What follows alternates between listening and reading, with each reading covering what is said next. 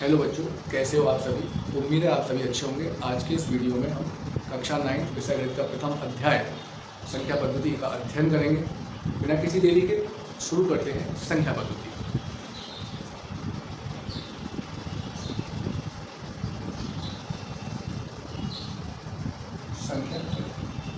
संख्या पद्धति क्या होती है?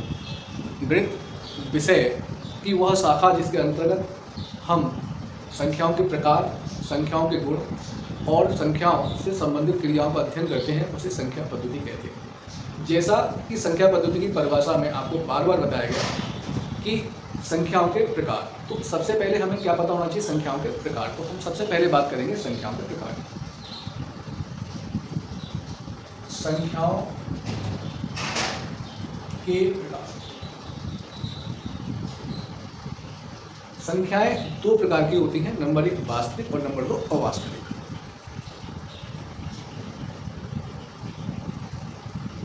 वास्तविक संख्याएं, नंबर 2 अवास्तविक संख्या।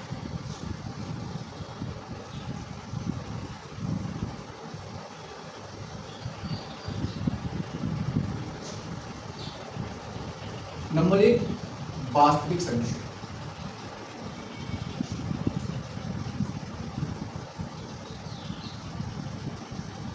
वास्तविक संख्याएं वे संख्याएं होती हैं जिन्हें संख्या रेखा पर निरूपित किया जा सके या परिमेय और अपरिमेय संख्याओं के संग्रह को हम लोग वास्तविक संख्याएं कहते हैं। तो इस प्रकार वास्तविक संख्याएं दो प्रकार की हो गई। तो वास्तविक संख्याओं के प्रकार, नंबर 1 परिमेय संख्याएं, नंबर 2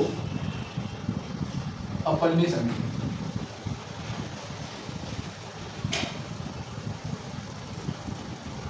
तो पहले पढ़ते हैं परिमेय संख्याएं क्या होती हैं। कोई भी अध्याय चालू करने से पहले आवश्यक होता है उसका बेस मजबूत हो, इसीलिए सबसे पहले हम लोग पढ़ते हैं परिमेय संख्याएं क्या होती हैं।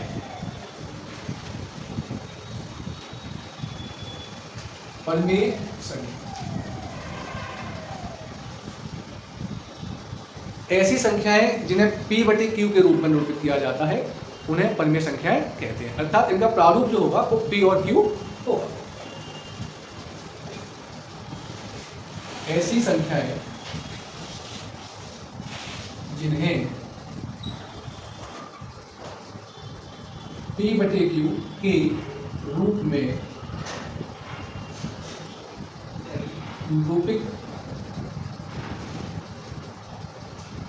किया जाए,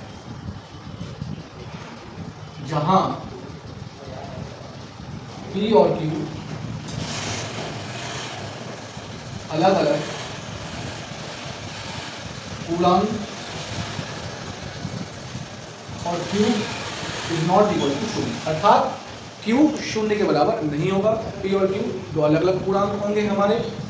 अब अपरिमेय संख्या,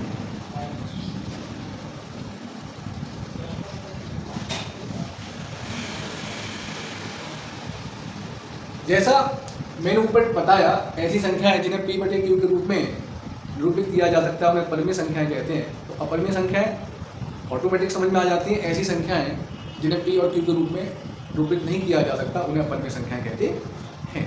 अब बात करते हैं एक्सरसाइज की। एक्सरसाइज का पहला क्वेश्चन देखें।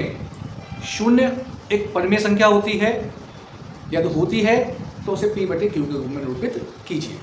तो देखते हैं क्वेश्चन फर्स्ट।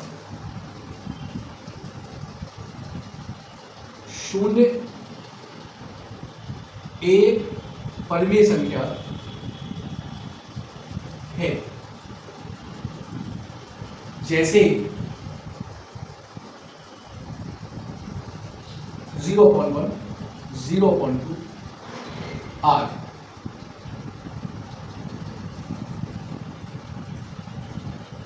पहला क्वेश्चन था हमारा 0 एक परिमेय संख्या है या नहीं है, तो उसे P/Q के रूप में लिखिए। तो 0 एक परिमेय संख्या है, जैसे 0.1, 0.2 डॉट डॉट डॉट आदि P/Q के प्रारूप है। क्वेश्चन नंबर 2 की बात करें हम लोग।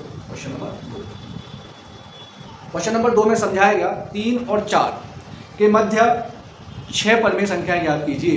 तो सबसे पहले पता होना चाहिए हमें कितनी संख्याएं निकालनी है। तो संख्याएं क्या दी है आपके पास, संख्या पहली 3 और दूसरी कितनी दी गई बेटा आपको, 4। मध्य में कितनी संख्या निकालनी है, मध्य संख्या हमें 6 निकालनी। अब मध्य संख्याएं 6 हैं तो 6 में 1 जोड़ सकते हैं तो 7 हो जाएगा हमारे पास। अर्थात हम 3 को लिख सकते हैं 3 = 3 × 7/7, इसे लिखा जा सकता है 21/7। इसी तरह 4 = 4 × 7/7 = 28/7। अतः 3 और 4 के मध्य 6 परमेय संख्या।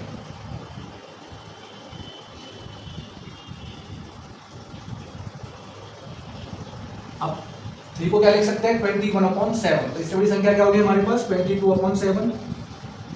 इसके बाद 23/7, 24/7, 25/7, 26/7 और 27/7। आप देखेंगे 6 संख्या हो गई, 1 2 3 4 5 और 6। अर्थात हमें 6 संख्या निकालनी थी जो कंप्लीट हो गई। इसी क्रम में आप देखते हैं क्वेश्चन नंबर 3। अब थर्ड क्वेश्चन में हमें बताता है 3/5 और 4/5 के मध्य 5 परमेय संख्याएं ज्ञात कीजिए। तो सबसे पहले जो प्रश्न में दिया वो लिख लेना चाहिए। क्वेश्चन 3 संख्याएं, संख्या 3/5 और 4/5।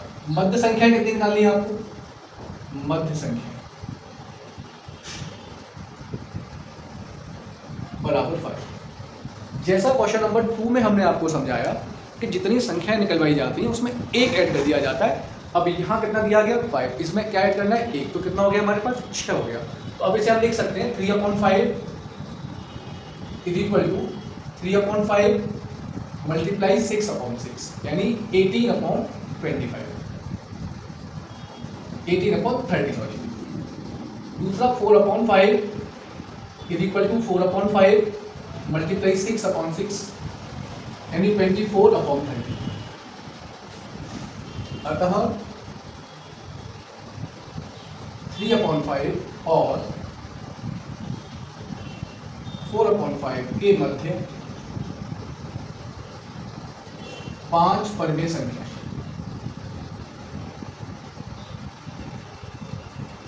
परमेय संख्या अब क्या है 18 आया हमारे पास, 19/30, 20/30, 21/30, 22/30, 23/30। इसके बाद 24/30 हमारे पास मौजूद है। अर्थात क्वेश्चन 3 हमारा पूरा हो गया है। अब बात करते हैं क्वेश्चन नंबर 4। क्वेश्चन नंबर 4 हमसे क्या कहता है, पढ़ना चाहिए सबसे पहले क्वेश्चन नंबर 4 को। क्वेश्चन नंबर 4 हमसे कहता है प्रत्येक प्राकृतिक संख्या एक पूर्ण संख्या होती है। तो सबसे पहले प्राकृतिक संख्या होती क्या है, ऐसी संख्याएं जो 1 से आरंभ होती हैं उन्हें प्राकृतिक संख्याएं कहते हैं। पूर्ण संख्याएं ऐसी संख्याएं जो 0 से आरंभ होती हैं। तो प्राकृतिक संख्याएं 1 से आरंभ होती हैं और पूर्ण संख्याएं 0 से आरंभ होती हैं। तो प्रत्येक प्राकृतिक संख्या एक पूर्ण संख्या हो सकती है। अर्थात हम लिख सकते हैं कथन सत्य है, क्योंकि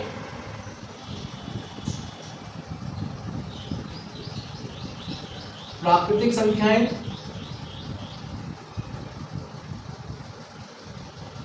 एक से और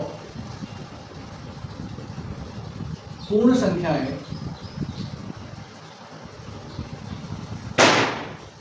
0 से प्रारंभ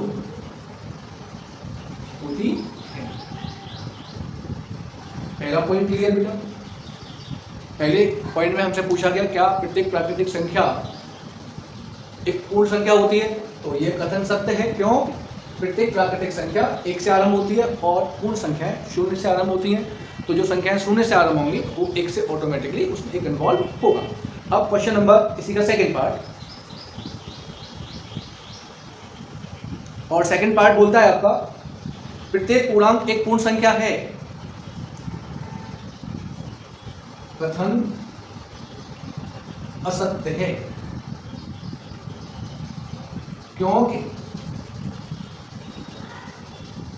-2 एक पूर्णांक है किंतु पूर्ण संख्या नहीं है। अर्थात पूर्णांक में माइनस की और प्लस की सभी संख्याएं आती हैं, जबकि पूर्ण संख्या जो होती है वो केवल शून्य से शुरू होती है, यानी 0, 1, 2, 3, 4, 5 और अनंत तक इन्हें लिखा जा सकता है। किंतु हमारे पास जो पूर्णांक होते हैं, और पूर्णांक में हमें छोटी कक्षाओं में बताया भी गया है कि शून्य के बाईं ओर जितनी संख्याएं होती हैं, शून्य के दाईं ओर भी उतनी संख्याएं होती हैं। अर्थात जितनी धनात्मक संख्याएं होती हैं उतनी ही ऋणात्मक संख्याएं होती हैं। तो -∞ से लेकर +∞ तक सभी संख्याएं पूर्णांक कहलाते हैं। इसके बाद क्वेश्चन थर्ड, प्रत्येक परिमेय संख्या एक पूर्ण संख्या है। थर्ड, कथन असत्य है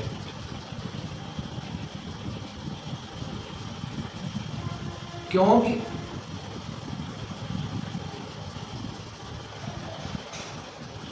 दो बटे तीन एक परिमेय संख्या है, परिमेय संख्या है, किंतु पूर्ण संख्या नहीं। इसी तरह आपकी पहली एक्सरसाइज 1.1 समाप्त होती है। अगर आपकी समझ में आती है, अगर ये एक्सरसाइज आपकी समझ में आई हो तो मुझे मोटिवेट कीजिएगा। आप सभी लोग मेरे हौसला को बढ़ाइएगा, जिससे कि मैं अपना नया वीडियो आप लोगों के बीच में लेके आ सकूं।